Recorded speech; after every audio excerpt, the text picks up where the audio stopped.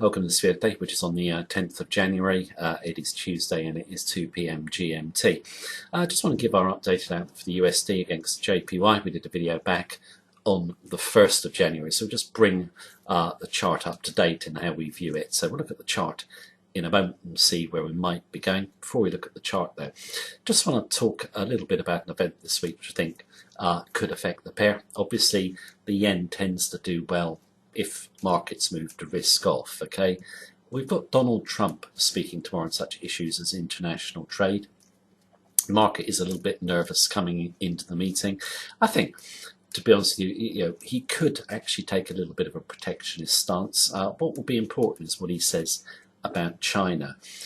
He's already angered the Chinese in terms of China thinks he's going to renege on the one China policy, and you see it in Chinese state media. There was one channel saying that China would get its revenge. So if Donald Trump comes in with a protectionist stance tomorrow, he has in the past labelled China a currency manipulator and threatened to put tariffs on their goods. That will be yen friendly, basically. He might not do it, but I think in terms of his stance, he has been fairly protectionist, and the market's just been focusing on everything good that the Trump administration might do, and seeing none of the negatives. And one of the negatives could be protectionism. We'll see. In terms of the USD JPY, since the start of the year, the markets have generally been in risk-on mode, but the dollar has not been able to make significant gains. In fact, it's now had a little bit of a correction. Could that correction run further? I personally think it can. So let's just go and have a look at the chart, and I'll give you my view. Chart of USD JPY daily. What I want to do is give my views on where I think price action could be going. In terms of where I think it could be going, it's heavily influenced by the CFTC Net Traders report, which you can see on the left. Now, regular viewers will know how highly we value this report. What I'll do for anyone new watching is I'm just going to give a brief overview of the positions and why we can consider them so important in terms of when we're looking at the chart. If you want fuller details, you can watch our full videos. But in terms of the CFTC Net Traders, they show futures positions on the Chicago Mercantile Exchange. And it's a sizable portion of the FX market. And by looking at the report, we can actually see if a currency is possibly becoming overbought or oversold. And we can do this by looking at two groups. I've highlighted them, the non-commercials in red, commercials in green. Non-commercials are large speculative funds, hedge funds, etc. Historically, on the report, they tend to be heavily net long at important market tops, heavily net short at important market bottoms. Now, in terms of the commercials highlighted in green, we consider them the smart money. They're hedgers. They're not making or losing any money in the markets. They're very, very objective.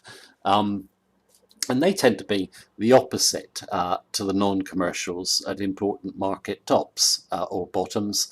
They're normally short at tops and long at market bottoms. So, what we want to do is see how these two groups line up against each other in terms of their view on the dollar against the yen. Now, in terms of non-commercials, they've basically got bullish bets on the yen, 37,962, but they've got shorts or bearish bets of 124,726. So their ratio of bearish bets on the Japanese yen is 3 times as large as their bullish bets. Okay, now in terms of the commercials, if we look at their positions, their bullish bets on the yen basically 162,764. Their bearish bets or shorts 48,801.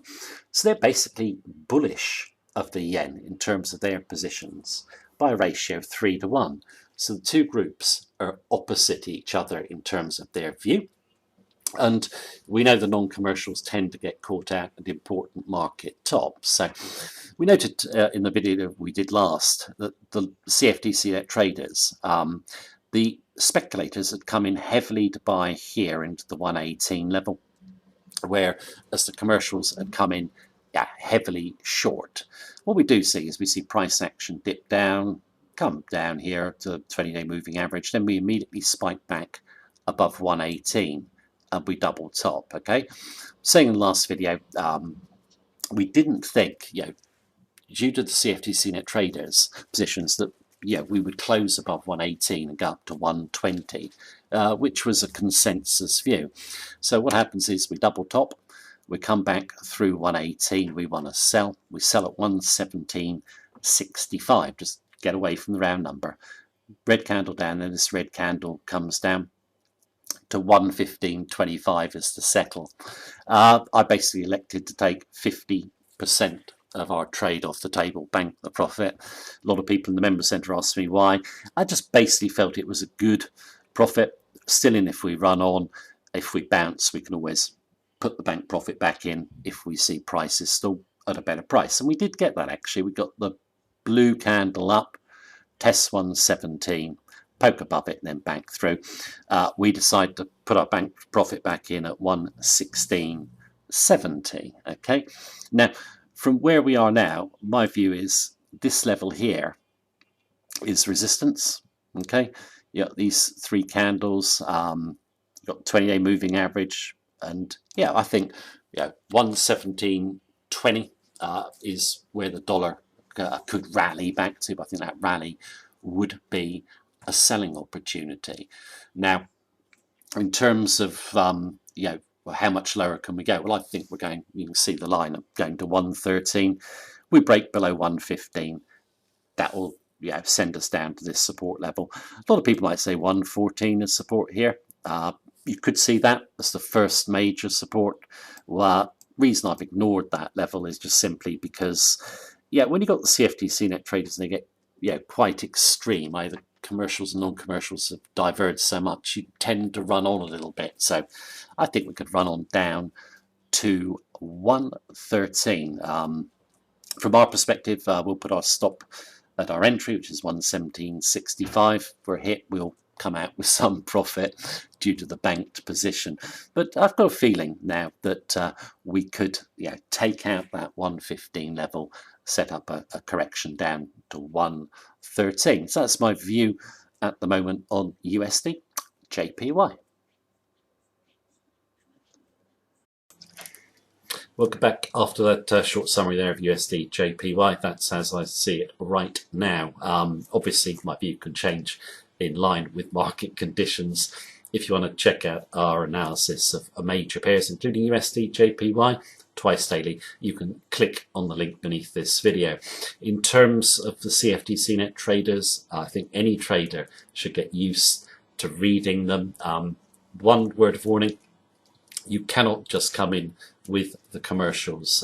You need to basically get technical timing, because of course the commercials can be wrong for a period of time. They're not losing any money because they're hedgers. But generally, when you get good divergences, and if you use your technical analysis for timing, you can get some good risk reward trades. So that's the video for today.